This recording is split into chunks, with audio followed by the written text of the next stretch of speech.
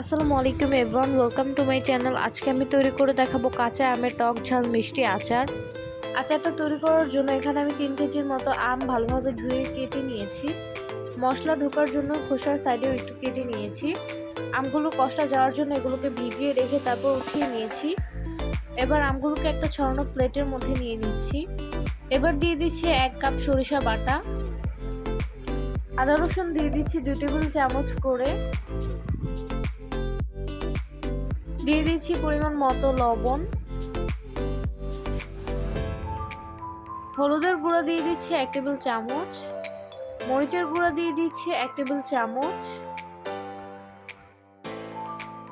ধনিয়ার গুঁড়া দিয়ে দিচ্ছি 1 টেবিল চামচ। এবার সবগুলোকে ভালোভাবে মেখে নিচ্ছি। মাখা হয়ে গেলে এবার এগুলোকে ভালোভাবে ছড়িয়ে দিয়ে তারপর রোদে শুকিয়ে নিব। আমগুলোকে ভালোভাবে রোদের মধ্যে শুকিয়ে নিয়েছি। এবার আচারটা তৈরি করার জন্য চুলায় একটি পাত্রের মধ্যে দিয়ে দিচ্ছি পরিমাণ মতো সরিষার তেল,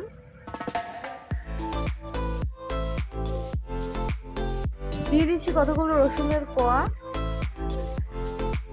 এগুলো কিছুক্ষণ ভাজা হয়ে গেলে তারপর আমগুলো দিয়ে দিচ্ছি। আমগুলো দিয়ে ভালোভাবে নেড়েচেড়ে মিশিয়ে নিচ্ছি। এবার দিয়ে দিচ্ছি 1 কাপ চিনি। কিছুক্ষণ রান্না করার পর দিয়ে দিচ্ছি পরিমাণ মতো সিরকা, দিয়ে দিচ্ছি আধা ভাঙা ধনিয়া 1 টেবিল চামচ, 5 ফোড়ন 2 টেবিল চামচ। এগুলো দিয়ে ভালোভাবে নেড়েচেড়ে মিশিয়ে কিছুক্ষণ রান্না করে নিলেই তৈরি হয়ে যাবে টক ঝাল মিষ্টি আচার। তো তৈরি হয়ে গেল টক ঝাল মিষ্টি আমের আচার। এগুলোকে আপনারা বয়ামে ভরেও সংরক্ষণ করতে পারেন।